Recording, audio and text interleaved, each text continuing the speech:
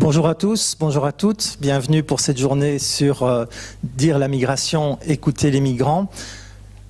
En 1942, vous le savez, des événements assez tragiques se sont passés non seulement dans notre pays, mais dans toute l'Europe. Et Alexandre me racontait que dans cette maison, 10 juifs ont été raflés et que tous les juifs du quartier ont été rassemblés précisément à l'endroit où nous nous trouvons ici, avant d'être déportés vers Malines et puis vers une destination encore plus funeste. Donc, cette question de la migration, elle n'est pas nouvelle, elle est sans doute moins tragique aujourd'hui, mais elle est tragique toujours, et les questions qu'elle pose sont des questions qui nous concernent tous. Alors, vous avez reçu le programme de la journée, je l'évoquerai très rapidement. C'est toujours agréable de commencer par des remerciements parce que ce genre d'événement ne se fait pas comme ça, tout seul. Donc je remercie tout d'abord toutes mes collègues de Carta Academica. Je ne vais pas citer tout le monde parce que je risquerais d'en oublier, mais vraiment merci infiniment parce que sans vous, ça ne se serait pas fait. Je dois remercier aussi ceux qui ont permis la mise sur pied, le financement de la journée, les différentes universités et laboratoires et centres de recherche qui l'ont permis. Il y a le RIST, l'Observatoire Hugo, le laboratoire d'anthropologie de l'Europe contemporaine et les universités de l'ULB, Saint-Louis, l'université de Louvain-la-Neuve, de Namur et je pense que je n'oublie personne. Nos partenaires aussi, le journal Le Soir, bien entendu, ceux qui nous hébergent aujourd'hui, et je les remercie tout particulièrement parce qu'ils ont fait un travail formidable et vont faire un travail formidable toute la journée, le Théâtre Les Tanneurs, un tout grand merci. La plateforme citoyenne, la COCOF aussi, pour la lecture spectacle de ce soir. Pour la vidéo, Isabelle Masson qui est là et l'ASBL Sans-Papier.tv. Par rapport à la vidéo, un petit mot, donc c'est filmé, tout va être filmé, tout est retransmis en direct sur la page Facebook de l'événement. Ceux qui, parmi vous, seraient totalement réticents à l'idée d'éventuellement apparaître sur une image, même subrepticement, repérez où sont les caméras, placez-vous dans les endroits où... donc la caméra va filmer le plateau, essentiellement, il y aura maximum 2-3 plans très généraux du public, mais il n'y aura pas de gros plans sur vous, donc soyez tout à fait à l'aise. Et si vraiment vous ne voulez pas, je pense que ou vous signalez, ou vous vous mettez dans un coin hors champ de la caméra. Alors, donc les 4 tables rondes, on va commencer avec imaginaire, représentation et émotion autour des migrations. Et puis à 11h, ce sera une seconde table ronde sur quelles paroles scientifiques, éventuellement au pluriel. Après la pause midi, on aura la parole aux migrants, donc les différentes associations, plateformes citoyennes qui se sont occupées et qui s'occupent encore aujourd'hui des migrants, et un représentant aussi de avocat.be qui a sorti un mémorandum sur la question de la migration. Et puis à 15h30, de 15h30 à 18h, 2h30 parce qu'il y aura beaucoup de participants, la parole aux politiques. Quasiment tous les partis ont envoyé un représentant. Ce soir, à 20h, il y aura la lecture d'un texte que j'ai écrit et qui est publié dans un livre qui reprend aussi le dossier que Michel Bouffiou a réalisé pour Match Belgique, sur l'histoire de la petite Maouda. Et j'en profite pour vous signaler qu'à l'entrée dans le hall d'entrée, il y a une table de la librairie Candide où vous pouvez acheter différents ouvrages, ceux des intervenants d'aujourd'hui, et aussi ce livre sur l'histoire de la petite Maouda, dont je précise tout de suite que la totalité des droits d'auteur sont versés à la famille de Maouda, donc à ses parents et à son grand frère. Voilà, je laisse la parole à Yves qui va animer le premier de ces débats et je vous souhaite une excellente journée. Merci Vincent.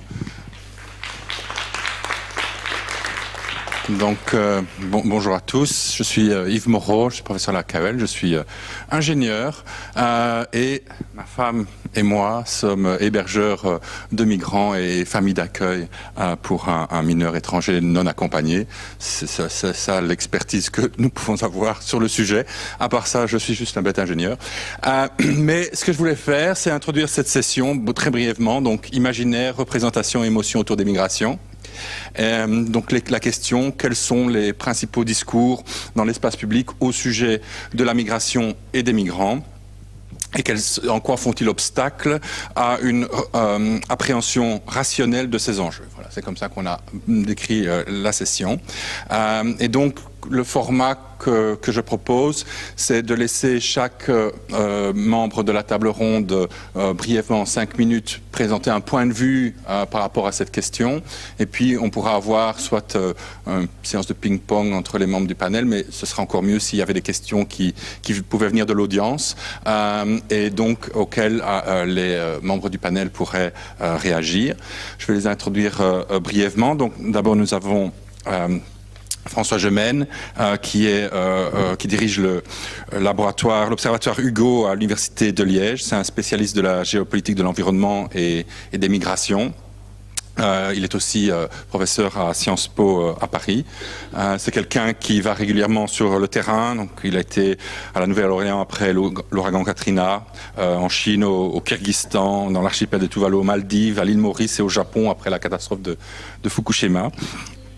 Il a beaucoup publié sur les questions environnement, changement climatique et migration, en particulier un ouvrage qui s'appelle Géopolitique du climat.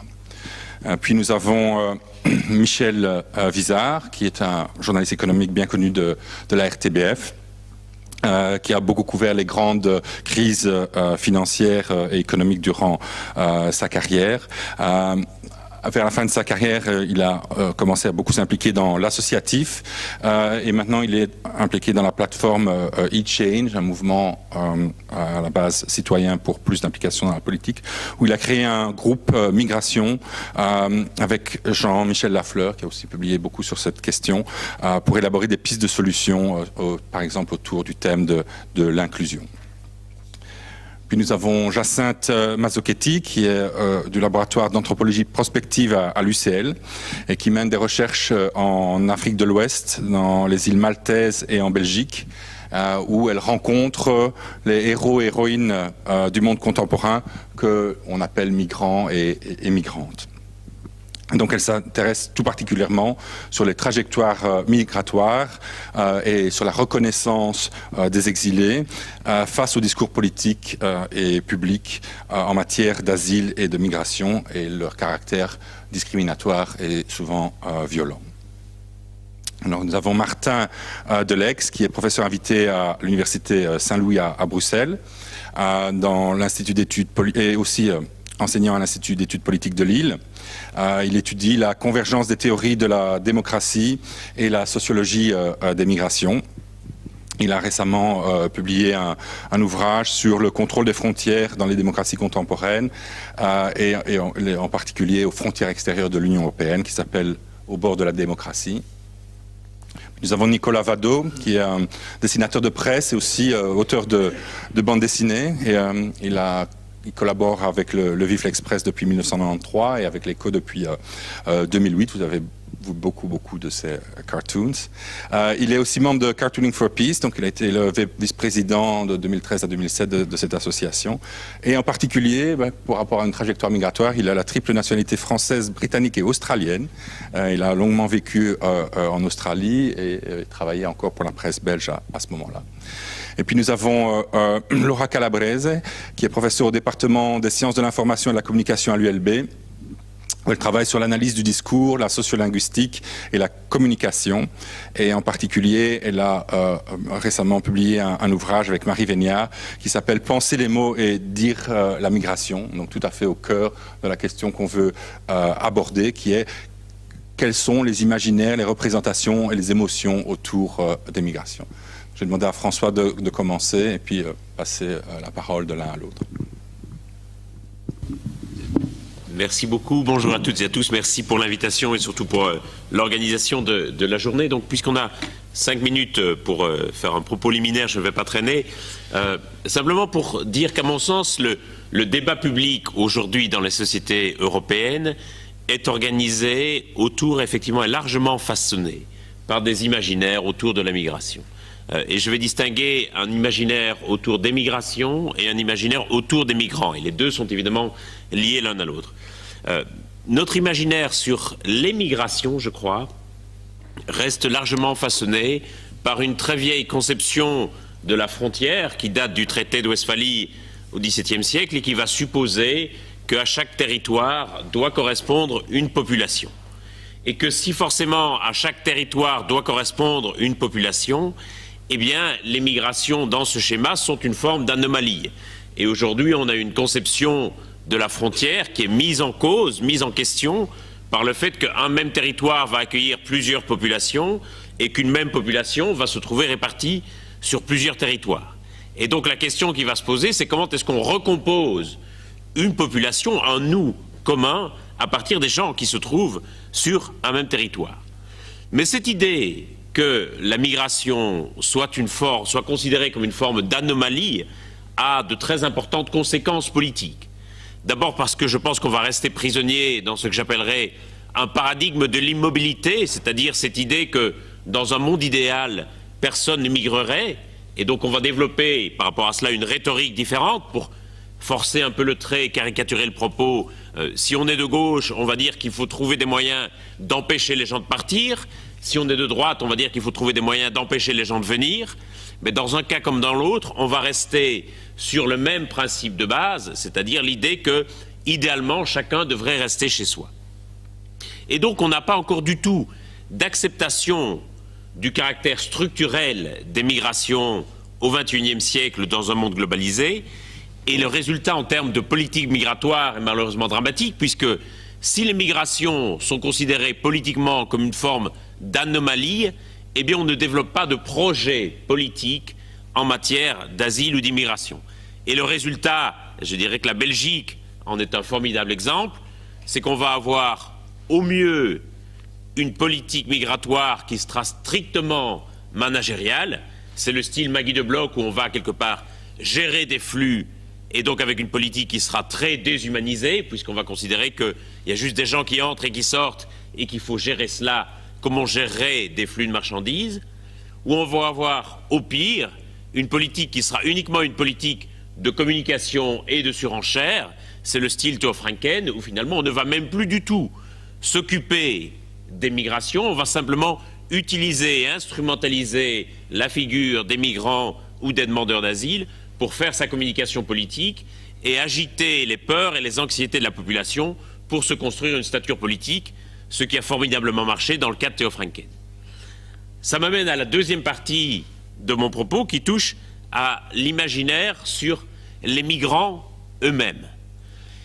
Si la migration est considérée comme une sorte d'anomalie, comme finalement des gens qui ne devraient pas être là dans une conception traditionnelle et dépassée de la frontière, notre imaginaire sur les migrants va les confiner dans l'altérité, c'est-à-dire dans l'idée qu'ils soient différents de nous et quelque part qu'ils ne soient pas comme nous, qu'ils soient des autres. Et je crois que cet imaginaire de l'altérité va trouver ses causes dans deux faits principalement. Premièrement, le fait que on va sans cesse discuter des migrations comme s'il s'agissait d'une crise ou d'un problème. Forcément, si la migration est une anomalie politique, le fait que des migrants arrivent sera toujours considéré comme un problème à résoudre ou comme une crise à gérer. Et donc l'imaginaire de crise va faire que la population va essentiellement plaquer des émotions sur les migrations. Et des émotions pour le pire et le meilleur. Des émotions d'empathie, de pitié parfois devant des drames humains insupportables, et aussi des émotions d'anxiété et de peur face à des conditions humanitaires difficiles, face à des naufrages en Méditerranée, face à des gens qui souffrent et des gens qui meurent.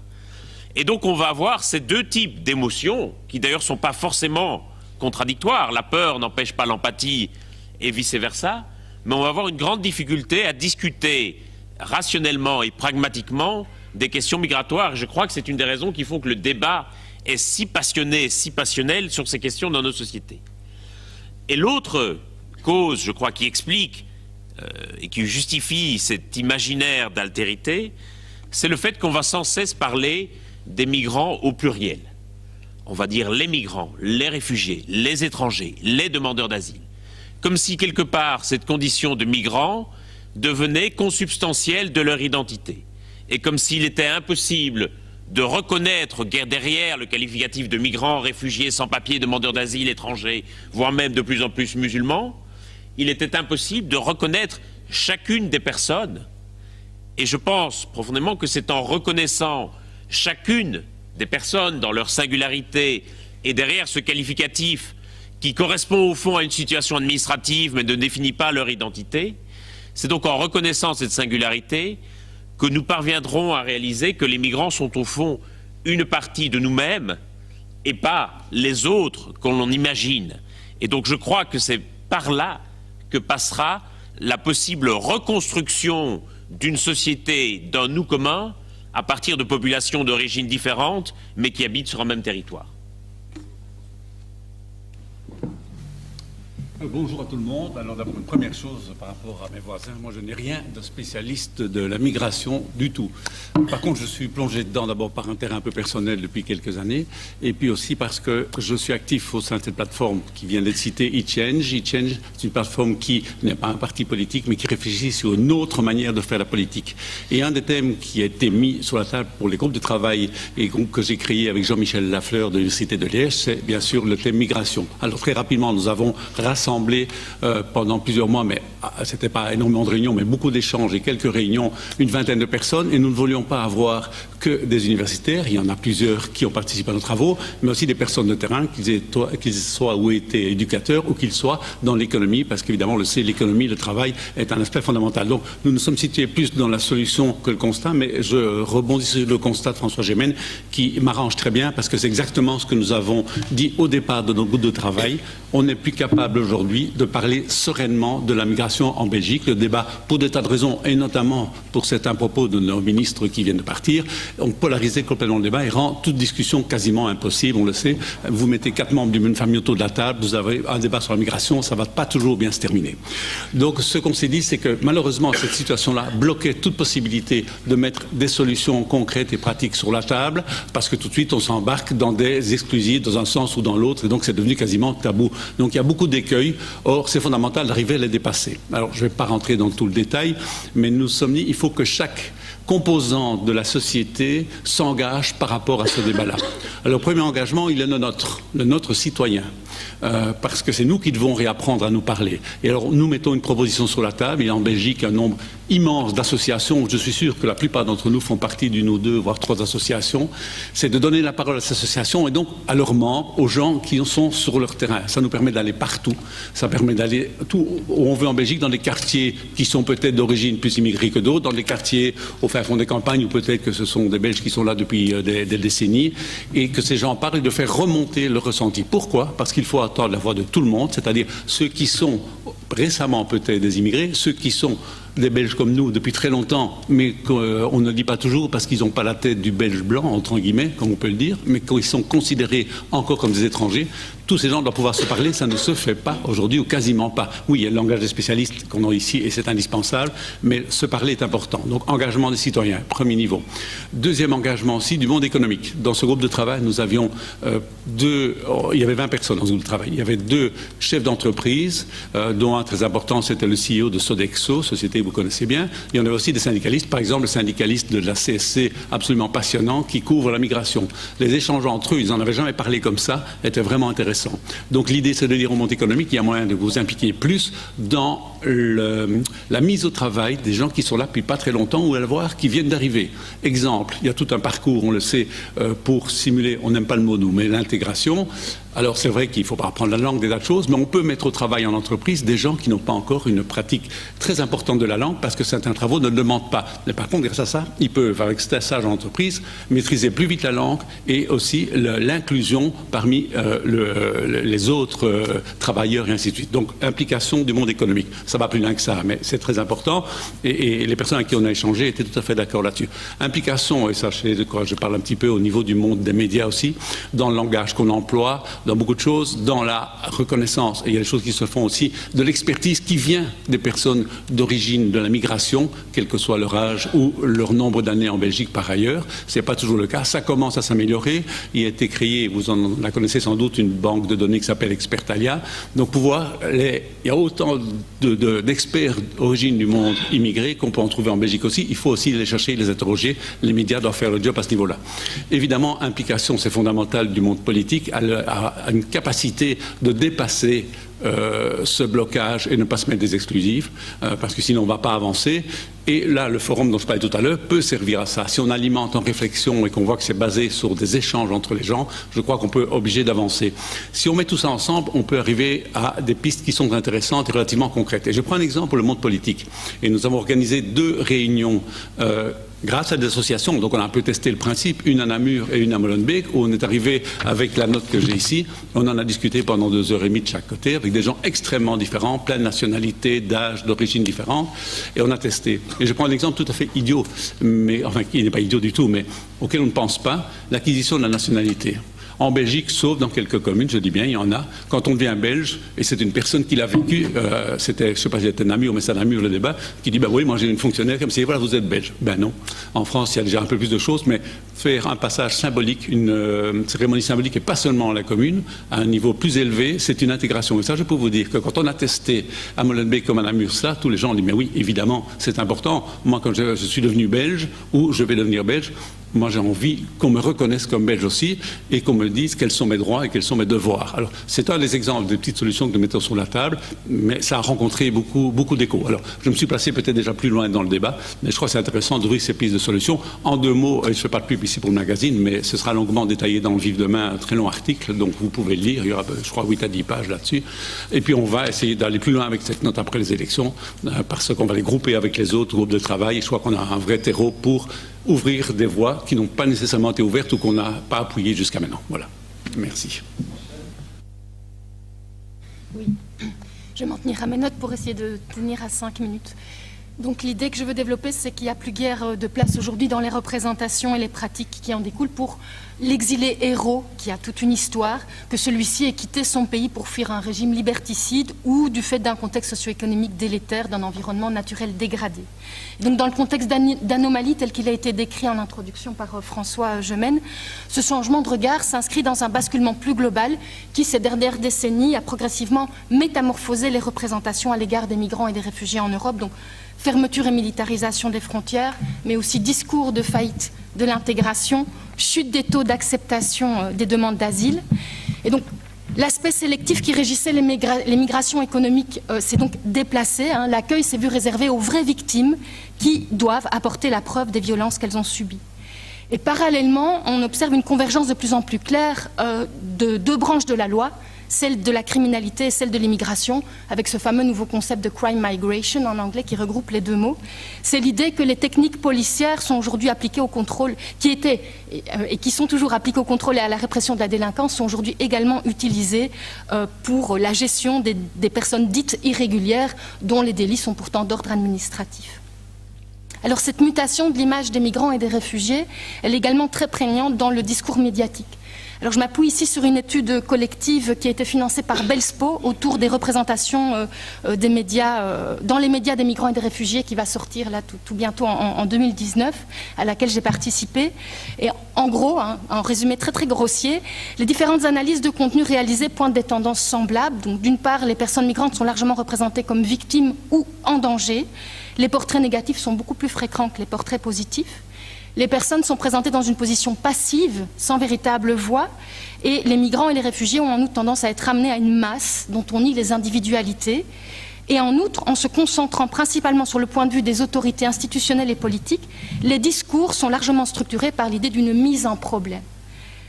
Alors d'un point de vue plus micro, Ce basculement dans le discours et le regard porté sur les migrants et les réfugiés nous invite à penser, pour reprendre les mots de Trawalé, les routines d'altérisation et de ségrégation instituées par les majoritaires, comme il le dit. Donc moi, je suis anthropologue, ethnographe, donc je travaille avec des choses beaucoup plus micro. Et pour pas être trop longue, j'ai juste pris un exemple en lien avec mes travaux de recherche qui touche notamment aux pratiques d'enfermement des personnes migrantes. Parce que l'enfermement participe de la fabrique des imaginaires d'individus coupables de leurs conditions et de leur échec, parce que l'enfermement participe aussi de la fabrique d'imaginaires d'individus dangereux, inaptes, illégitimes. Alors sur un de mes terrains dans les îles Maltaises, la question de l'enfermement des migrants, demandeurs d'asile y compris, suite aux arrivées par naufrage, est particulièrement explicite. Donc les personnes sont enfermées entre 12 et 18 mois, même si c'est en train progressivement de changer, tout doucement, on pourrait y revenir dans le débat si vous le souhaitez, suite à la criminalisation du passage non régulier des frontières. Donc malgré le fait qu'il n'y a pas d'alternative légalisée, leur entrée sur le territoire par voie maritime les transforme en illégaux, en hors-la-loi et en perçus criminels. En vis-à-vis, dans les yeux des populations, si on les enferme, c'est qu'ils doivent bien être dangereux ou coupables de quelque chose. Et donc on a donc un serpent qui se mange la queue puisque ça construit l'appréhension coupable et la prétendue dangerosité de la personne suivante et ça vient justifier son enfermement.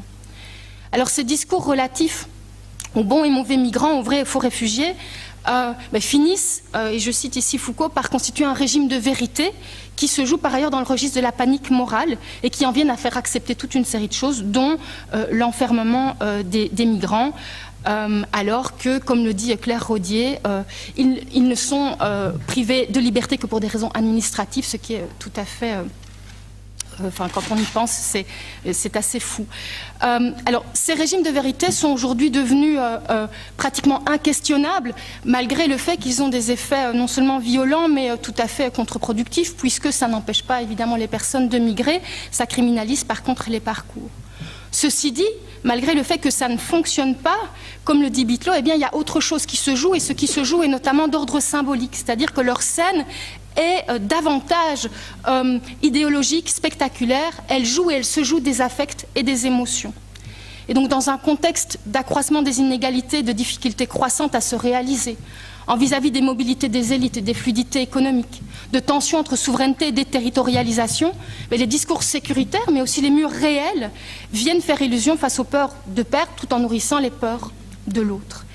Alors, pour terminer, je voudrais attirer l'attention sur la distinction entre humanité et humanitaire et sur les pièges que recèle la logique humanitaire qui, bien que parfois nécessaire, ne peut s'autosuffire parce que c'est souvent le pendant, le vis-à-vis de la logique sécuritaire dont je viens de dire très rapidement quelques mots. Et donc dans les discours, l'utilisation de la terminologie humanitaire ainsi que les portraits de réfugiés victimes notamment, en face des réfugiés menaces, contribuent aussi, mais sous d'autres formes bien entendu, à une non-reconnaissance. Puisque les personnes sont présentées comme agies plutôt qu'agents de leur trajectoire, victimes, fardeaux, davantage que humains, citoyens, ils se retrouvent alors pris au piège d'une impasse à exister pour eux-mêmes.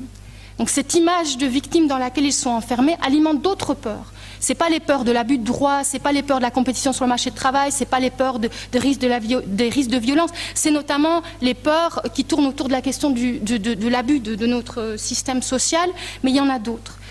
Et particulièrement pour les personnes et les citoyens qui sont déjà eux-mêmes fragilisés dans leurs conditions de vie.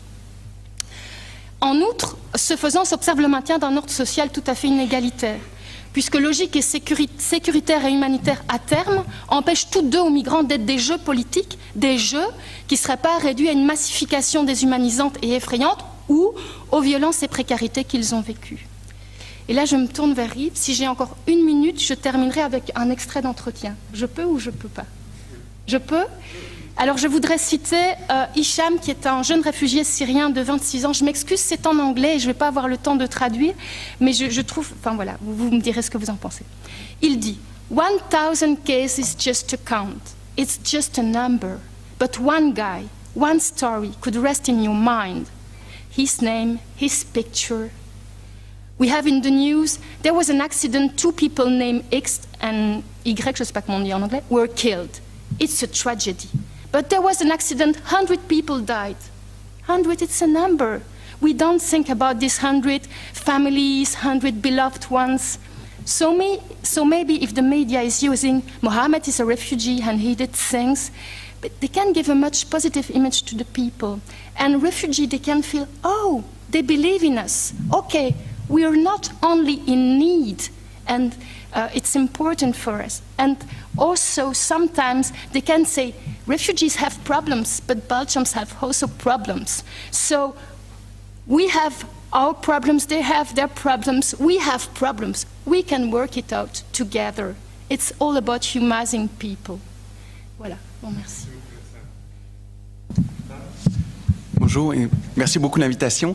Moi, rapidement, ce que j'aimerais faire avec vous en 5 minutes, c'est repartir d'un imaginaire qui est tout à fait décisif pour penser la migration, mais qui ne tourne pas nécessairement autour de la migration. Moi, ce que j'aimerais faire avec vous, c'est essayer rapidement de revenir sur l'imaginaire de la démocratie. Parce qu'en fait, le régime politique dans lequel nous accueillons les migrants n'est pas indifférent. Le fait qu'on accueille les migrants en démocratie joue un rôle. Et j'aimerais repartir d'une idée généreuse, mais à mon avis simpliste de la démocratie, la critiquer, et puis critiquer cette critique, et ensuite vous laisser vous faire votre propre opinion sur la définition de la démocratie que vous souhaitez retenir. Mais l'idée simpliste que l'on entend parfois, hein, qui est mobilisée notamment dans les milieux militants, mais c'est que la démocratie n'est pas à la hauteur de sa promesse en matière migratoire. Qu'en fait, parce que nous sommes en démocratie, nous devrions être plus généreux, nous devrions accueillir plus de monde. Cette idée, je le disais, elle est généreuse, mais je pense qu'elle obscurcit le fait que la démocratie, en réalité, a deux sources, deux principes de légitimation, et que ces deux principes sont partiellement contradictoires autour de l'enjeu migratoire.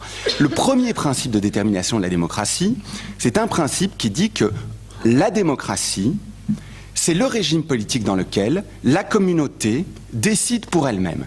La communauté s'autodétermine. Mais si la communauté s'autodétermine, ce qu'il faut bien voir, c'est que la première chose notamment qu'elle a le droit de faire, c'est de décider quelles sont les limites de la communauté. Qui fait partie de la communauté, qui n'en fait pas partie. Et donc, de ce point de vue-là, si vous voulez, la démocratie est indissociable d'un principe de clôture. Elle a le droit, elle est légitime lorsqu'elle exclut des gens. Et donc, la démocratie, entendue dans le sens d'une autodétermination, autorise l'exclusion. C'est désagréable à entendre, mais ça fait partie du principe démocratique. Deuxième compréhension possible de la démocratie, c'est que la démocratie, c'est aussi le régime qui est le plus efficace, le plus à même de permettre la défense de droits fondamentaux qui assurent une égalité minimale des personnes. La démocratie, c'est aussi la communauté des citoyens, qui est une communauté des égaux. De ce point de vue-là, la démocratie, en quelque sorte, est indissociable de la Déclaration universelle des droits de l'homme, dont l'article 14 stipule bien qu'il y a un droit à une certaine liberté de mouvement. Droit à l'immigration, pas de droit à l'immigration. Donc c'est une liberté de mouvement un peu asymétrique, mais enfin, qui stipule quand même que les individus devraient pouvoir se déplacer plus ou moins librement. Et donc, de ce point de vue-là, la démocratie est indissociable également d'un principe d'ouverture. Il faudrait, en démocratie, pouvoir garantir une certaine liberté, une certaine égalité de mouvement entre les individus, qui fait partie de l'égalité que la démocratie se doit de défendre. Et donc on a deux principes de légitimation de la démocratie qui, autour de l'enjeu migratoire, sont en contradiction flagrante. D'où, en quelque sorte, le malaise permanent de la démocratie autour de ces enjeux migratoires. C'est que, si on regarde ces sources philosophiques, elles disent deux choses différentes. Alors, comment est-ce qu'on peut essayer de sortir de ce malaise? Je ne sais pas s'il y a une sortie simple. Simplement, je voudrais pointer du doigt le fait que cette première déconstruction peut elle-même être déconstruite. Premier élément, l'idée des droits. L'idée que les droits sont nécessairement universels et en faveur d'une certaine ouverture. Ce qu'on voit de plus en plus dans le discours politique aujourd'hui, c'est en fait la mobilisation de certains droits pour rejeter l'octroi d'autres droits à des migrants. Je m'explique. Si vous regardez le discours du Rassemblement national aujourd'hui, en particulier, disons, le Rassemblement national version Philippot, ce qu'on observe, c'est qu'en fait, vous allez faire jouer des droits contre des droits. Les droits sociaux des nationaux contre les droits fondamentaux des migrants. Et donc l'idée même que la défense des droits va forcément être en quelque sorte le levier d'ouverture de la démocratie, va nous amener vers une démocratie plus cosmopolitique, peut être mise en défaut, peut être prise en défaut par cette façon de faire jouer les droits contre les droits. Donc les droits ne sont pas toujours nécessairement vecteurs d'ouverture. Deuxième chose, dans ce principe d'autodétermination, donc le premier élément que je mentionnais, qui va plus vers une fermeture de la démocratie, ce qu'on observe, c'est que c'est un principe qui fonctionne à double fond. Pourquoi est-ce que c'est important que nous puissions nous déterminer ? Bien, la raison pour laquelle c'est important, c'est que ça nous permet d'être libres. Pourquoi ? Parce que nous ne sommes soumis qu'à des lois dont nous pouvons nous considérer comme étant les auteurs. Ça évite, si vous voulez, que nous soyons soumis de façon arbitraire à un pouvoir qui ne serait pas le nôtre.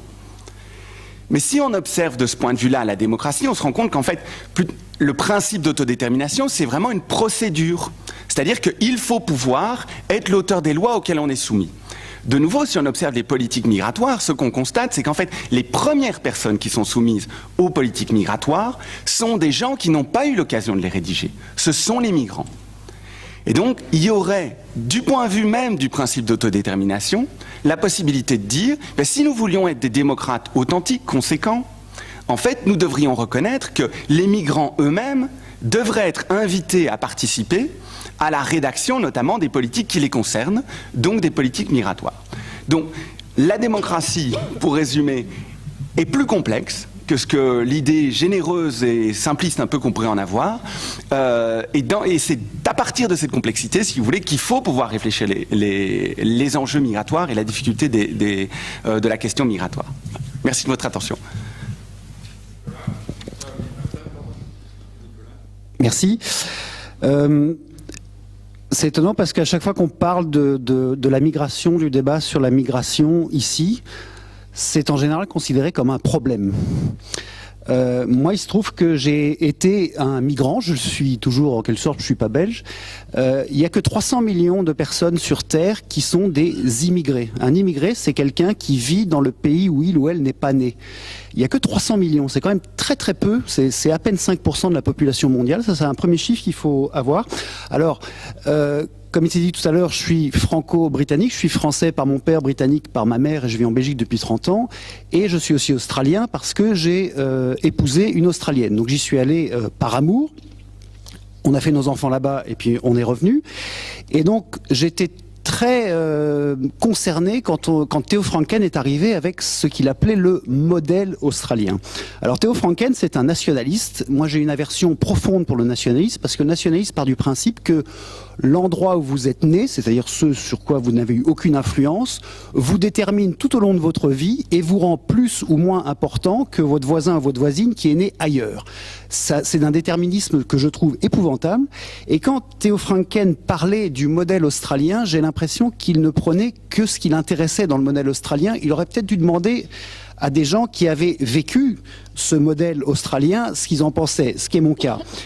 Faut savoir que l'Australie, vous pouvez regarder sur une carte du monde, l'Australie c'est le seul pays qui combine 5 facteurs qui sont la stabilité, la prospérité, la sécurité, la démocratie et last but not least, le soleil. C'est ce qui manque en Belgique. Et vous pouvez faire le tour d'une carte. Et donc c'est un pays qui attire énormément de monde. Moi quand j'ai émigré là-bas par amour, j'avais ce qu'on appelle un spouse visa, qui est le visa le plus solide de tous. Donc je pensais que ça irait beaucoup plus facilement. Que nenni. Que vous soyez un Britannique jeune, en bonne santé, qui va gagner son argent en Belgique, le dépenser et payer ses impôts en Australie, ou que vous soyez un Soudanais sans papier, c'est pareil. L'Australie vous accueille si elle a besoin de vous. Elle a une politique d'immigration qu'on peut contester ou non. Et il y a une différence qui doit être faite évidemment entre les migrants et les réfugiés. Il y a une confusion qui est souvent faite, notamment par l'extrême droite, entre les deux. Et il faut distinguer tout ça. Ça, c'est vraiment quelque chose d'important. Et quand Michel Visart parlait tout à l'heure de cette espèce de cérémonial d'acquisition de la nationalité, moi je l'ai eu parce que quand je suis arrivé en Australie, j'ai été sur ce qu'on appelle un bridging visa qui dure 3 mois, pendant lequel on étudie ma demande. Et durant cette période de 3 mois, je n'avais pas le droit de sortir d'Australie, ce qui était un paradoxe, puisque j'étais là sur un visa touriste qui n'était pas légal, mais je n'avais pas le droit de sortir du pays, ou sinon je ne pouvais plus jamais y rentrer. Et ensuite, j'ai eu 2 ans de résidence pas permanente, temporaire, puis la résidence permanente pendant 3 ans, et enfin la nationalité australienne. Et c'est là où Franken ne prend que ce qui l'intéresse, c'est-à-dire ce qui l'intéresse dans le modèle australien. Il oublie d'abord qu'il y a des océans infranchissables autour de l'Australie, ce qui n'est pas le cas de l'Europe, et il prend le verrou de l'entrée, mais il oublie le sésame à la sortie. Parce que quand j'ai eu ma nationalité australienne, on était 300 nouveaux Australiens dans la salle, c'était à Canberra, et les 300 nouveaux Australiens, la plupart venaient d'Asie du Sud-Est, d'Afrique anglophone, donc d'Afrique noire anglophone, d'Amérique du Sud et très très peu d'Européens. Et le maître de cérémonie qui était là, qui était un Anglais, nous donnait notre sésame, notre diplôme. On pouvait jurer sur la Bible ou pas. Moi, j'ai pas juré sur la Bible. Et il nous a dit, écoutez, là, je vous vois, vous êtes tous des nouveaux Australiens. Nous sommes vraiment fiers que vous soyez des nouveaux Australiens. Vous êtes 300 ici. Et je vois plein d'enfants qui courent partout. Et retenez bien ce qu'il m'a dit. Parce que c'était au moment où, en France, il y avait le débat sur l'identité nationale. Et Franken aurait dû être là pour entendre ce que ce gars m'a dit. Ce que ce gars nous a dit à nous. Il nous a dit, aujourd'hui, vous devenez des Australiens, c'est très important, vous avez les mêmes droits que les Australiens, mais vous avez les mêmes devoirs que les Australiens, d'une part, et d'autre part, c'est pas parce que vous devenez Australien que vous cessez d'être ce que vous étiez auparavant. Donc je vous en prie, même si vous êtes Australien aujourd'hui, continuez à parler votre langue d'origine et à transmettre votre culture d'origine à vos enfants à la maison. Ça, c'est ce qui prouve que l'Australie est une vraie machine à intégrer. Et il y a des anecdotes que j'ai eues, par exemple, pour mes 2 enfants qui sont nés là-bas. Le médecin obstétricien, c'était une femme, elle s'appelait Ouda Younis. Et elle était moyenne-orientale et très très chic. Elle était toujours, on a l'impression qu'elle allait à un mariage tout le temps. Elle était en talons aiguilles. Même quand elle a fait l'accouchement de mes enfants, elle avait ses hauts talons. Elle était maquillée, super chic comme ça. Et tout le temps, on se demandait, mais d'où vient-elle? Est-ce qu'elle serait pas, peut-être qu'elle est juive, israélienne, peut-être qu'elle est jordanienne, égyptienne et tout ça. Et on n'osait pas lui demander, alors qu'en Australie, il y a quelque chose qui n'est pas du tout tabou, qui est tabou ici, c'est qu'on vous demande d'où vous venez ethniquement parlant, puisque c'est un pays qui s'est construit par l'immigration. Et puis un jour, j'ose et je lui dis, et vous venez d'où? Et là, elle me dit, je suis irakienne. Et là, moi, ça a fait tilt parce que, en tant que dessinateur de presse, je manie les clichés. Je dois tenter de manier les clichés sans être caricatural. Et c'est vrai que quand je dessinais des Irakiens avec les guerres de Bush et tout ça, on avait tendance à dessiner des victimes ou des gens qui fuyaient les bombes. Et là, j'avais cette dame qui avait bac plus 24 et qui avait fui le régime de Saddam, qui était partie en Nouvelle-Zélande et puis qui avait rencontré un Australien et qui était venue ensuite en Australie. Et puis je lui dis, parce qu'elle avait l'accent moyen-orientaux qu'ils ont quand ils parlent anglais, et je lui ai demandé, parce que j'étais pas sûr, je savais pas si vous étiez peut-être, on pensait que vous étiez peut-être égyptienne, ça, ou peut-être juive même, et elle me regarde et elle me dit, but I could have been the same, you know, Arabs and Jews, we are the same, we have the same blood, that's why we hate each other. Et c'est comme ça qu'elle me l'a dit, et ça ouvre évidemment la réflexion par rapport au fait de considérer la migration. Quand on a vécu à l'autre bout de la planète, on se rend compte que la vision des choses est totalement historique. Quand j'étais sur mon bridging visa pendant 3 mois, je pourrais vous raconter ce que j'avais avec le case officer c'était une dame qui était en charge de mon dossier, c'est elle qui avait droit en gros de vie et de mort sur ce que je disais, et à un moment j'ai posé des questions et elle m'a dit, je cite, plus vous posez de questions, plus vous mettez votre dossier en danger. Elle me l'a dit tel quel. Je devais montrer des photos de ma relation avec mon épouse. À un moment, j'ai cru qu'elle allait me demander une sextape. On n'était pas loin de là.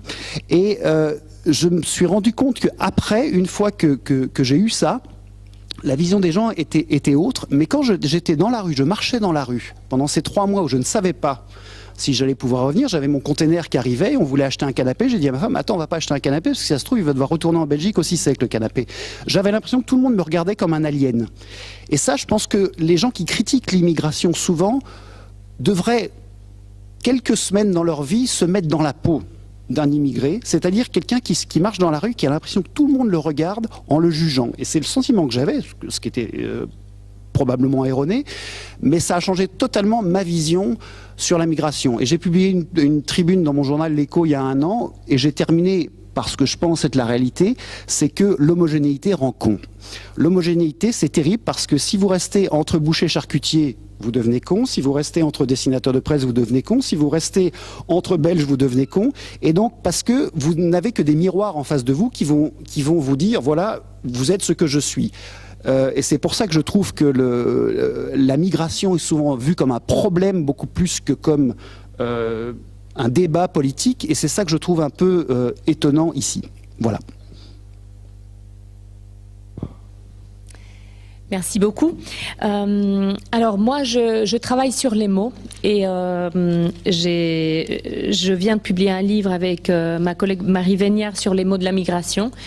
Et donc nous, ce qui nous intéressait dans cette recherche, c'était de montrer comment les mots de la migration, les mots qu'on utilise pour parler de ces gens qu'on appelle les migrants ou de ce phénomène qu'on appelle la migration, condensent des phénomènes de société, se chargent progressivement mais très rapidement de tout un tas de connotations. Alors il y a deux phénomènes que j'aimerais sur lesquels j'aimerais parler ici très rapidement. Alors pour rebondir sur ce qui a déjà été fait, le premier phénomène est l'effet agglutinateur des mots définis, des mots qui ont un article défini, comme les migrants, les réfugiés, on en a déjà parlé. Alors évidemment, ça crée un effet de groupe. Hein, qui sont-ils, qui sont-elles, qui sont ces gens, qu'est-ce qu'ils font, comment ils s'appellent eux-mêmes, est-ce qu'ils se reconnaissent dans cette catégorie ou pas, est-ce que c'est correct, est-ce que c'est juste d'appeler des gens avec, de coller sur les gens une étiquette administrative. Alors nous savons toutes et tous ici que nous sommes tous victimes des étiquettes administratives. Hein. Nous sommes tous catégorisés en permanence. Alors, ça, c'est un phénomène qui est tout d'abord linguistique. Donc, les langues catégorisent, les langues simplifient. On ne peut pas parler sans simplifier. Oui, puisque la réalité phénoménale est beaucoup plus complexe que ce que nous pouvons exprimer par le langage. Donc le langage simplifie, il crée des stéréotypes en permanence, des stéréotypes qui peuvent être négatifs mais aussi positifs. Alors on parle des Belges, on parle des Européens, on parle des pauvres, on parle des riches, on parle des gens de droite. Et là, on simplifie aussi. Donc ça, c'est un phénomène qui va au-delà de la question migratoire et je pense qu'on doit faire attention à ça. Et il faut dire que, du moins dans la presse de référence, oui, les journalistes, ils ont essayé de faire attention à ça et d'éviter la déshumanisation, parfois avec succès, parfois pas. Oui, mais donc pas oublier que c'est un phénomène linguistique, c'est un phénomène cognitif puisque notre cerveau est fait pour catégoriser la réalité, pour créer des catégories. Hein.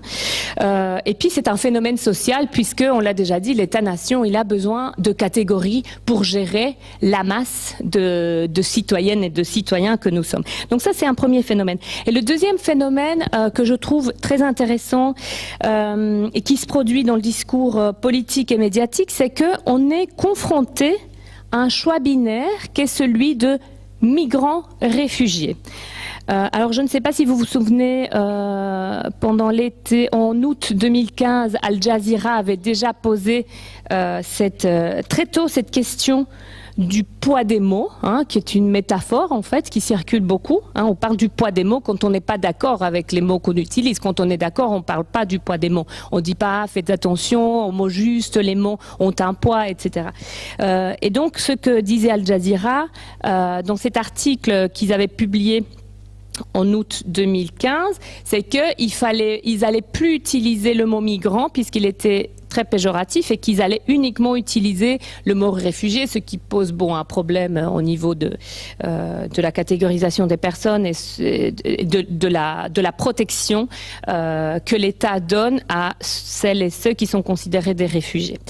Donc, ce qu'Al Jazeera disait, c'est finalement, il y a une dénomination qui est légitime et l'autre qui n'est pas légitime. Alors, dans le discours politique, majoritairement, ce qu'on nous dit aussi, c'est qu'il existe des migrants et il existe des réfugiés et que c'est très facile de les trier. C'est facile de comprendre qu'il y a le bon réfugié, celui qui fuit le régime, un mauvais régime politique, et il y a les mauvais migrants, ceux qui cherchent une meilleure situation économique. Alors il faut savoir que la distinction entre migrants et réfugiés, parce que souvent on dit ah oui, mais faisons attention, il y a une énorme différence. Oui, mais la distinction migrants et réfugiés, ce sont des mots finalement. Ce sont des mots qu'on a créés à un certain moment, bon il y a très longtemps en fait, mais dont le sens moderne est assez récent et dont le sens est le résultat d'un processus historique où on a décidé que le réfugié serait plutôt de nature politique. Oui, donc ça c'est un terme qui a une définition juridique. Alors quand on sort du discours politique et du discours médiatique, on voit que les gens lambda comme nous, utilisent d'autres mots. Ils appellent les migrants ou réfugiés, ils les appellent des invités, des artisans. Parfois, ils les appellent réfugiés même s'ils n'ont pas le statut de réfugiés. Parfois, on dit « Ah, les migrants réfugiés, je m'en fous. On les appelle comme on veut, mais finalement, voilà, il faut les aider. » ou voilà. Et donc, ce que l'on voit, c'est que dans le discours politique, il y a une réduction du débat public, finalement, en nous confrontant à ce choix binaire. Vous savez que les médias ne nous disent pas ce que l'on doit penser, mais ils nous disent ce à quoi on doit penser. Oui, puisque c'est eux qui décident de quoi on parle, de quoi est faite l'actualité. Et ils nous donnent aussi les mots pour en parler. Et donc les mots qui sont disponibles, c'est migrants ou réfugiés. Soit l'un, soit l'autre. Alors que le HCR parle par exemple de flux mixtes. Parfois, c'est pas si facile de déterminer qui est un migrant, qui est un réfugié, est-ce que c'est des causes politiques, économiques. Voilà. Donc, pour finir, tout simplement, alors je pense que quoi que l'on pense des phénomènes migratoires, et je pense que là, il faut respecter le fait qu'il y a des avis différents, et qu'il y aura toujours des avis différents, surtout, oui.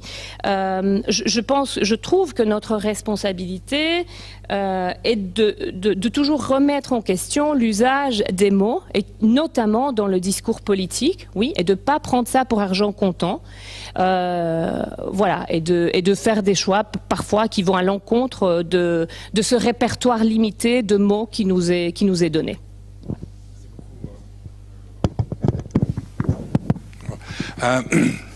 Merci pour les interventions qui ont donné des perspectives très, très différentes. Et je voudrais simplement pointer sur le fait qu'on doit sortir du migrant problème. Essayer de ne pas limiter le débat à ça. Je pense que c'est vraiment quelque chose de très intéressant, tout comme les autres contributions. Et je voudrais inviter peut-être quelques questions, et on peut après avoir les membres du panel qui réagissent sur ces questions. Je voudrais revenir sur une distinction que François a faite, qui a été reprise également par, je pense, par Martin, ou Jacinthe, pardon. La distinction entre le collectif et l'individuel. J'ai travaillé cette question-là sur la mémoire. C'est vrai que la difficulté par rapport à des événements traumatiques de construire une mémoire collective réside dans l'inclusion des mémoires individuelles dans cette mémoire collective. C'est pas possible, je pense, et c'est peut-être à contrario de ce que vous avez soulevé là, c'est impossible de construire une mémoire collective uniquement en additionnant toutes les mémoires individuelles. Une mémoire collective, c'est toujours plus et autre chose que la somme de toutes les mémoires individuelles. Et donc comment construire, j'aimerais bien que vous reveniez tous là-dessus avec vos expériences, comment construire une identité singulière à partir d'un phénomène collectif. Ici, c'est plutôt l'inverse. Comment permettre non seulement pour les personnes, pour les migrants, d'être reconnus en tant qu'individus dans cette masse, mais aussi pour ceux qui accueillent, ceux qui sont chez nous, puisque je pense que la crise qu'on appelle des migrants est surtout une crise de l'accueil. Comment nous reconnaître des visages singuliers dans cette masse plus ou moins effrayante?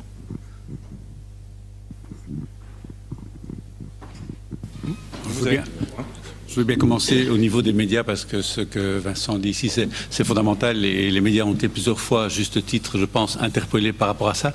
Et en fait, on l'a vu dans nos médias, je ne veux pas le suivre dessus, que je connais bien la RTBF et une collègue dans la salle qui pourra en parler aussi, la volonté de la complexité de la chose. On parle des migrants, comme on va parler effectivement des Belges, des Wallons, des Flamands, la collectivité. Et de plus en plus, on a eu le conseil et qu'on a suivi, il faut incarner Donc si on raconte l'exemple de Vincent, de Mohamed, d'Alberto, ça va incarner. Mais à quel moment de l'incarnation avec une personne individuelle, on peut passer au récit collectif? Ça, mes voisins pourraient dire plus que moi, et c'est la complexité. Je pense que les deux sont nécessaires, mais qu'à un moment donné, on est aussi obligé de parler d'un groupe, parce que la politique se décide aussi pour un groupe et pas uniquement pour Vincent, Alberto ou Salvatore. Et donc c'est important. Donc c'est très complexe, mais vous pouvez le voir dans tous les médias, il y a ces démarches de raconter les parcours. Et dans les conseils de la note que nous avons mis, c'est ça, c'est d'incarner aussi, et je rejoins ce que Nicolas Vadot disait, aussi des exemples de réussite, bien sûr, parce qu'il y en a énormément. Comme aussi le langage que nous tenait dans le groupe de travail le patron de Sodexo qui dit « Mais moi, j'ai besoin de ces personnes-là. J'ai besoin énormément. On dit qu'il y a du boulot pour eux, mais il faut que ce soit bien organisé. » Donc comment passer d'individuel au collectif en respectant les deux? Et c'est toute la complexité, je pense. Je crois que sur cette question qui est très importante, je pense qu'il faut pouvoir admettre aussi les erreurs que nous avons commises en tant que communauté de chercheurs ou communauté d'organisation, disons communauté intellectuelle plutôt favorable aux migrations. Je ne pense pas que je vais faire de procès d'intention ici aux membres du public en disant qu'on a un public plutôt dans une optique d'accueil des migrations. Et je pense que pendant très longtemps, on a beaucoup valorisé la diversité. C'est-à-dire qu'on a dit, nous avons maintenant des sociétés multiculturelles qui sont diverses, diversifiées, la différence est magnifique et la diversité était très fort reconnue comme une richesse. C'est évidemment vrai, mais je pense qu'on en a peut-être un peu trop fait dans la valorisation de la diversité en oubliant de souligner aussi ce que nous avions en commun. Et je pense que peut-être il faut maintenant repartir dans le sens inverse et mettre davantage en avant ce que nous avons en commun au-delà des différences qui constituent chaque membre de la communauté. Et donc je me demande si il n'est pas temps quelque part de faire un peu un pas de côté par rapport à cette valorisation de la diversité et de la différence qu'on a longtemps promue, pour quelque part revenir un peu sur le sens aussi de ce que nous avons en commun et de ce qui fait de nous une communauté. Oui, je vais enchaîner là-dessus parce que ça va dans la même direction, donc avec l'approche qui est la mienne, qui est une approche beaucoup plus micro, beaucoup plus ethnographique, quand on est effectivement dans le recueil et l'analyse détaillée des récits de vie. Il se passe deux choses. Il se passe d'une part, effectivement, on reçoit d'une part l'extrême singularité de chaque histoire de vie, mais on reçoit d'autre part les transversalités. Les transversalités, elles sont sociales, économiques, politiques, mais elles sont aussi ces transversalités, effectivement, qui font le commun. Et donc c'est c'est quelque chose que moi j'essaye de déployer de plus en plus.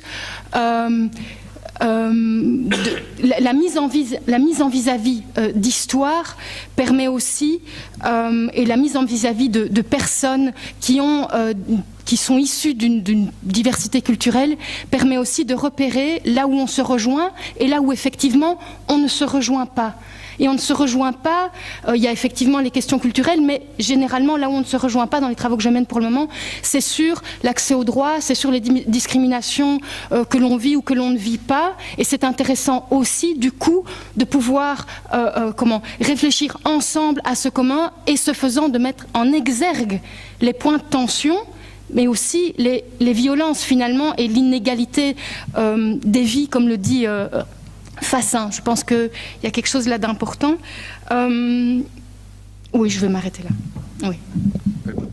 Peut-être, je crois que je suis partiellement en désaccord avec ce qui vient d'être dit, mais c'est peut-être simplement une question de perspective. Mais je pense que l'articulation entre l'individuel et le collectif, qui va de pair avec l'articulation entre la singularité, la diversité et le commun, elle se fait justement au sein d'un régime politique singulier, c'est la démocratie. C'est ça l'intérêt de la démocratie, c'est de reconnaître que nous partageons quelque chose, tout en reconnaissant que nous avons des opinions différentes. Et donc je pense que la meilleure façon d'articuler l'un et l'autre, et de permettre justement de basculer d'une conception un peu globalisante, totalisante des migrants, et de les reconnaître dans leur singularité, dans leurs différences internes aussi, etc., c'est de leur donner la possibilité notamment de participer au jeu de la démocratie. Possibilité qui est encore très souvent bouchée pour toute une partie d'entre eux.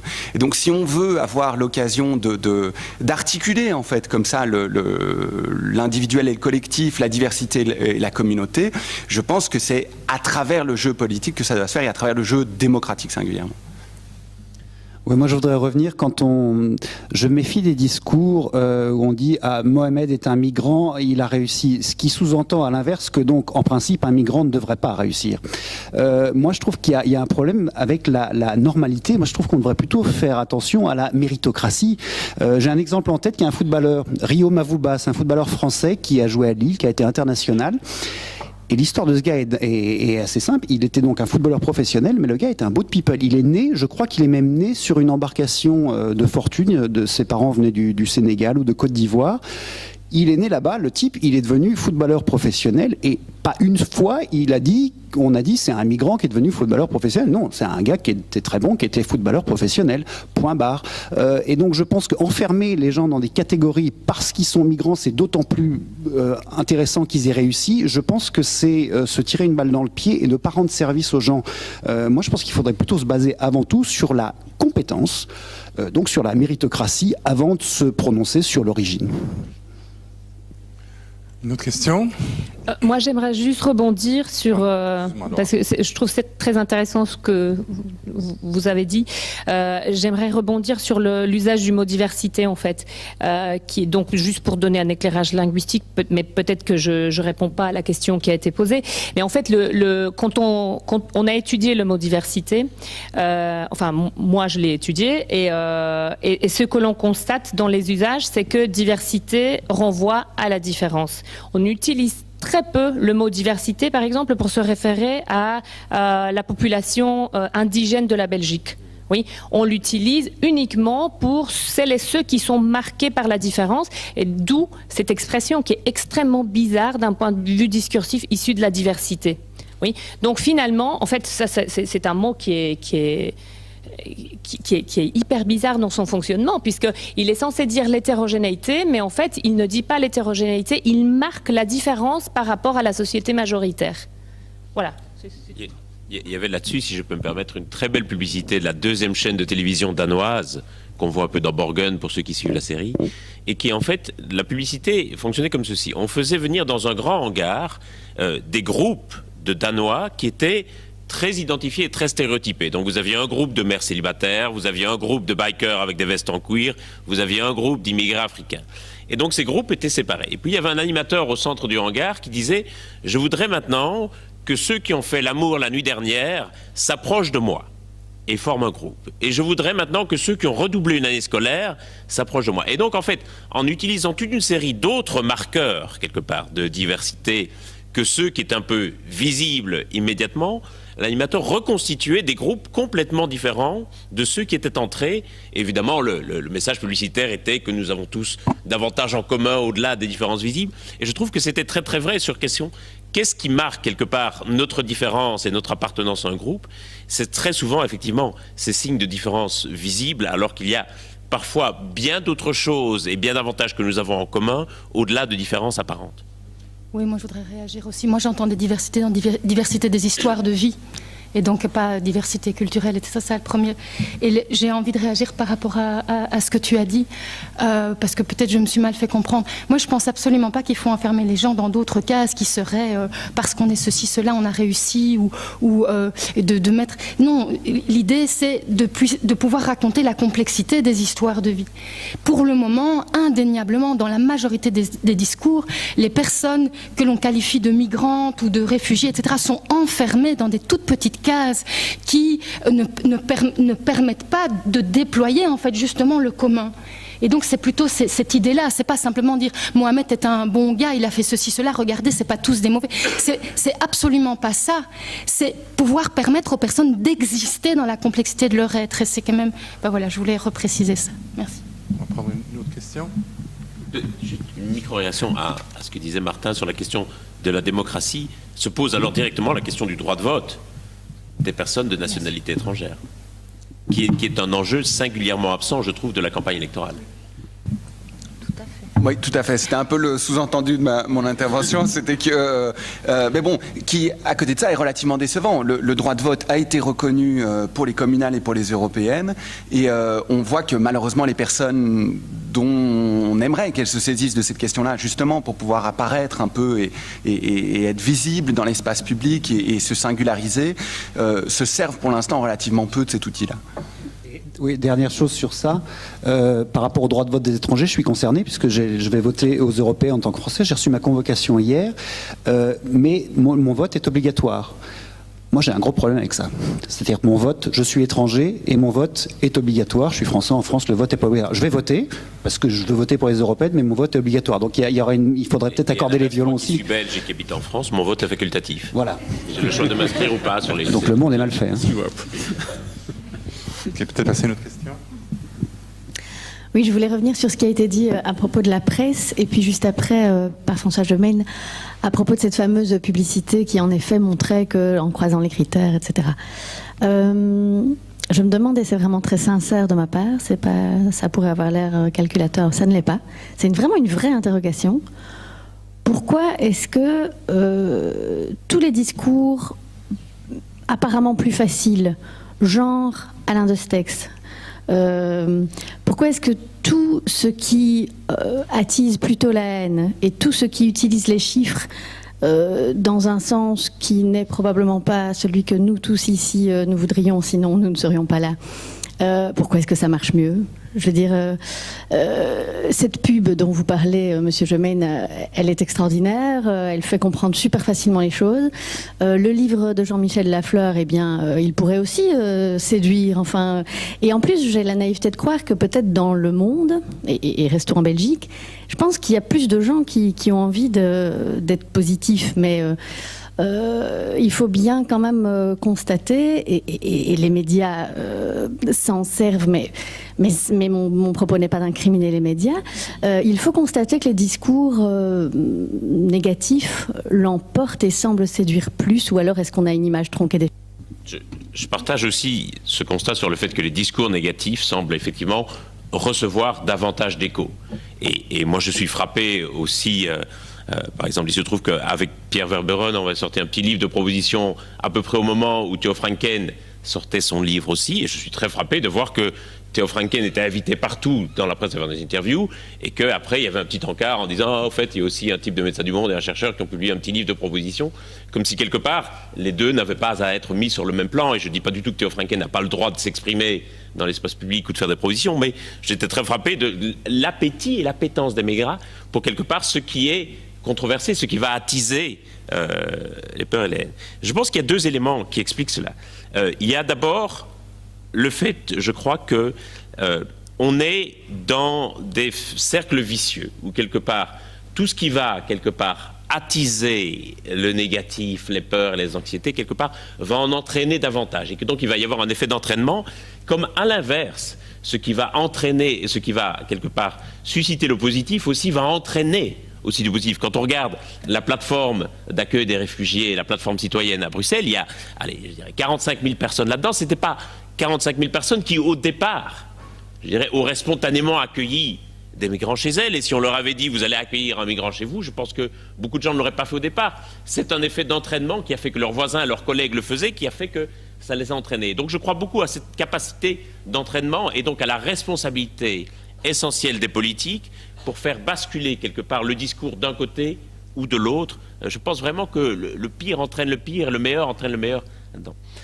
Et puis il y a aussi le fait que je pense que nous commettons souvent des erreurs, en tout cas nous en tant que chercheurs, qui est d'essayer d'opposer une sorte de réalité objective des chiffres face à une perception subjective.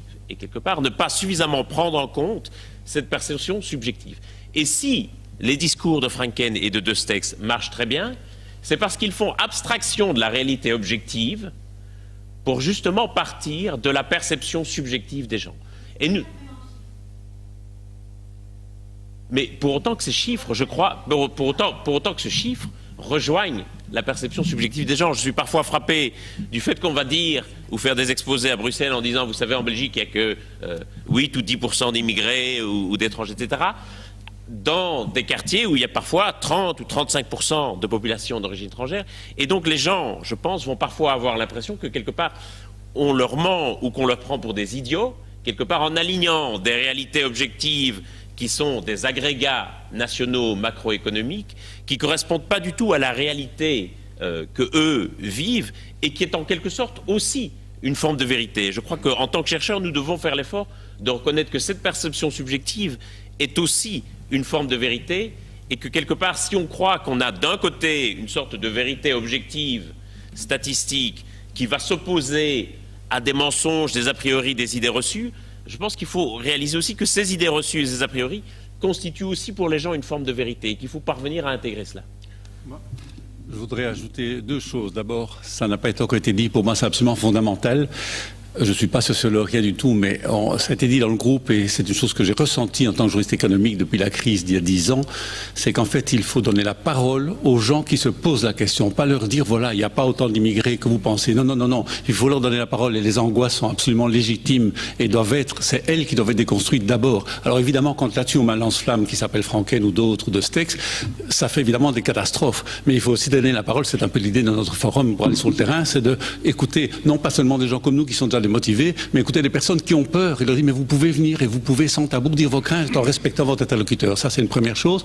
Et la grande chose par rapport aux médias, entre autres par rapport à ce que disait Nicolas Vado tout à l'heure, moi je crois qu'il faut des discours positifs à condition qu'ils soient de la véritable information et que raconter le parcours de quelqu'un qui a eu 3 fois plus difficile que moi pour réussir parce qu'il venait d'ailleurs, parce qu'il n'est pas né dans le bon milieu, parce que si, parce que ça doit être raconté et ça a un effet multiplicateur aussi auprès des gens. On disait mais si c'est possible pour elle, si c'est possible pour lui, c'est peut-être possible pour moi. Et je pense que c'est important aussi, mais ça ne doit pas dire tout le monde il est beau, tout le monde il est gentil, il faut mettre les difficultés. Mais ces récits-là me paraissent absolument fondamentaux. Oui, je voudrais aussi ajouter un tout petit élément par rapport à cette question. Le premier, c'est qu'il y a aussi un historique de la manière dont ces imaginaires se sont progressivement constitués, donc ces imaginaires de peur, de rejet, en lien avec évidemment les discours et les politiques publiques, et qu'il y a certaines personnes qui travaillent là-dessus, mais c'est important de voir aussi, ça ne vient pas de nulle part, ça ne nous tombe pas dessus. Ça fait quand même depuis au moins les années 70 qu'il y a quelque chose comme ça qui est massivement présent dans le discours médiatique et politique, et que forcément, à un moment donné, ça a des effets aussi sur, on pourrait dire, l'inconscient collectif pour faire court. Et la deuxième chose, face à un registre, ce que je voulais dire, c'est recevoir aussi les émotions, justement, la question des peurs, des angoisses, et travailler là-dessus. Et donc, c'est plutôt une invitation peut-être aux chercheurs. Ça se fait encore peu. C'est-à-dire, on est encore très vite choqué par c'est des discours racistes, etc. On n'a pas envie de les entendre. Et je pense qu'il y a fondamentalement pas suffisamment de recherches qui sont à l'écoute aussi de ce qui se joue là et de ces personnes-là pour saisir aussi cette dynamique, pas seulement d'un point de vue macro, mais aussi d'un point de vue plus micro. Voilà. Oui, et il y a... vas-y. Moi, juste en 2 secondes, mais moi simplement, je suis pas tout à fait d'accord avec la prémisse de la question. La prémisse, c'est que les discours xénophobes apportent nécessairement des succès électoraux. Ce qui est intéressant, c'est que si on observe disons qui fonctionnent. Or, si on observe l'état actuel des sondages, qui n'est pas le résultat de l'élection, mais ce qu'on observe, c'est que la liste des Stex ne décolle absolument pas, que le MR risque de payer cher en partie sa position sur l'immigration. Je veux dire, le fait d'enfermer des enfants, je suis content que ça soit pénalisé à un moment ou à un autre dans les urnes, mais qu'ils risquent de le payer et que les partis qui ont adopté une politique différente sur l'immigration ou qui se revendiquent en tout cas d'un plus grand degré d'ouverture, pour le dire vite, pourraient remporter des succès. Ce qui est intéressant, c'est de voir que c'est pas la même chose là au sud et au nord du pays, ce qui démontre bien que les discours ne fonctionnent pas toujours. Ça dépend du contexte, ça dépend du tissu associatif, ça dépend des interventions de la société civile. Enfin, il y a tout un ensemble de choses qui permettent justement de faire en sorte que ces discours ne soient pas toujours couronnés de succès. Oui, oui. Ouais. Et puis il y a la différence, c'est le récit national. Il n'y a pas de sentiment national en Belgique francophone. C'est pour ça que l'extrême droite n'arrive pas à percoler là-dessus, ce qui n'est pas le cas en Flandre. Moi, ce que je voulais dire, c'est que on peut continuer à se mettre une pince à linge sur le nez en disant on ne veut pas parler avec des Stex, avec des gens comme ça. Ok, on va rester dans l'entre-soi. C'est ce que je disais tout à l'heure. Nous, avec Cartooning for Peace, surtout après les attentats de Charlie Hebdo, moi j'ai 5 collègues qui ont été assassinés ce jour-là, dont un copain. On est allé beaucoup dans les banlieues, j'y suis allé moi-même, dans les banlieues françaises, je suis allé dans des écoles difficiles à Bruxelles aussi, j'ai parlé de laïcité, je peux vous dire que parler de laïcité à des jeunes des banlieues, c'est pas facile. J'ai montré des dessins blasphématoires et je leur ai expliqué pourquoi moi-même, la meilleure manière de défendre Charlie Hebdo, pour moi, c'était de dire que Charlie Hebdo est un journal que je déteste. Parce que je trouve que c'est un journal de vieux cons franchouillards, mais je le défends parce que c'est la liberté d'expression. Je leur ai expliqué comment était cadrée la liberté d'expression, ce qu'est la laïcité. J'ai entendu des choses épouvantables. J'y suis allé 3 ans de suite et j'entends les mêmes choses. Un antisémitisme chevillé au corps, un sexisme, un machisme épouvantable. Ils se recroquevillent sur leur religion qui est l'islam. Ils se disent avant tout musulmans avant d'être français. Ils rejettent la France. Ce sont des discours que l'on doit absolument entendre pour ensuite les déconstruire. On ne peut pas rester entre soi, on est entre gens bien pensants. Ça va pas parce que dans ce cas, on ne fait que nourrir le monstre de l'extrême droite. Et je pars du principe qu'il faut absolument parler avec des gens avec qui on n'est pas d'accord, sinon on ne progresse pas. J'aimerais rajouter encore une chose. Par rapport à l'usage des chiffres, on ne le trouve pas uniquement chez des gens de droite ou voire xénophobes. J'ai entendu beaucoup chez des chercheurs qui sont plutôt favorables à la migration utiliser des chiffres pour dire mais en fait non, il n'y a pas beaucoup de réfugiés, il n'y a pas beaucoup de migrants chez nous. Mais alors où est-ce qu'on... Je trouve que c'est un dispositif rhétorique qui est très dangereux. Alors, je n'ai pas de réponse, mais je me pose la question, est-ce que c'est vraiment utile de dire ça? Où est-ce qu'on met la barre? À partir de quand est-ce que c'est trop? Et pour qui? C'est peut-être pas trop pour moi, mais c'est trop pour vous. Voilà. Michel Guevers, je voudrais revenir sur l'intervention de Nicolas Wadeau, pas la dernière que j'approuve totalement, mais la précédente, sur la méritocratie. En fait, toute la politique d'immigration australienne est basée sur la méritocratie. C'est un système de points. Vous devez prouver que vous allez être utile à l'économie du pays. Et j'ai une longue expérience aussi de l'Australie. J'ai vécu là plusieurs années. Je suis devenu résident permanent. Je suis tout à fait d'accord pour dire que c'est un pays qui est génial une fois qu'on est australien. Notamment, je vais rajouter un élément très positif. Quand vous allez dans une maison communale en Australie, il est affiché à l'entrée, dans cette maison communale, nous avons des fonctionnaires qui parlent les langues suivantes. Et vous avez une dizaine de langues. Chez nous, en Belgique, même si le fonctionnaire connaît le français, dans des communes flamandes, il n'a pas le droit de parler le français. Donc, tout à fait d'accord. Mais par ailleurs, c'est un pays qui a aussi développé la politique des bagnes pour ceux qui n'ont pas eu la chance d'arriver en Australie. Et cette politique a été soutenue aussi bien par les travaillistes que par les libéraux, qui sont le parti conservateur, depuis maintenant une dizaine d'années. Et c'est à peu près ce qu'il y a de pire au monde, ces bagnes-là. Donc, je pense que la politique d'immigration australienne, c'est un peu la même politique que celle des associations patronales qui disent qu'il faut laisser rentrer des migrants parce que ça fera du bien à notre économie. Alors, je peux répondre à ça. J'avais bien fait une distinction tout à l'heure entre la question des migrants et des réfugiés. Ce qui se passe dans les camps de Bagne est intolérable. On est tout à fait d'accord là-dessus. C'est allé malheureusement en empirant depuis 10 ans, mais vous pouvez remonter plus loin. Moi, quand j'ai fait ma demande, c'était du temps de John Howard, qui était le Premier ministre conservateur. On le surnommait le bonsaï parce qu'il est tout petit. Et un bonsaï, c'est un little Bush, parce qu'il n'arrêtait pas de suivre Bush en Irak. Et donc, on nous racontait qu'à l'époque, on connaissait quelqu'un à l'immigration qui travaillait à Singapour, l'immigration australienne, et qui nous avait dit que l'immigration, c'était the tip of the iceberg de la politique conservatrice australienne. Ça a changé sous Kevin Rudd après et sous le gouvernement travailliste. Donc je suis tout à fait d'accord pour dire qu'il y a une schizophrénie par rapport à ça du côté australien. Mais ce que je ne supportais pas dans les discours que j'entendais ici, notamment de Frank Kane sur le modèle australien, c'est qu'il oubliait cette machine à intégrer. Et c'est la question de la différence entre la politique d'assimilation ou d'intégration. C'était la politique d'assimilation, on met ce que vous étiez sous le tapis, l'intégration c'est le contraire. C'est la politique anglo-saxonne. Et donc, ce que je voulais dire, c'est que l'Australie reste un pays, de ce que j'en sais, je l'ai quitté il y a 9 ans, reste un pays qui est quand même assez ouvert à l'immigration, et une fois que vous y êtes, en effet, on ne vous juge plus sur votre origine. Alors qu'ici, on vous jugera quand même sur votre origine jusqu'à la tombe. Et c'est ça la différence. Maintenant, je ne dis pas que le système australien est parfait, on est bien d'accord. mais ils ont cette force, je mets des guillemets, c'est qu'ils sont loin de tout. Pour arriver en Australie, il faut déjà faire 8 heures d'avion pour sortir du pays, si j'enlève la Nouvelle-Zélande.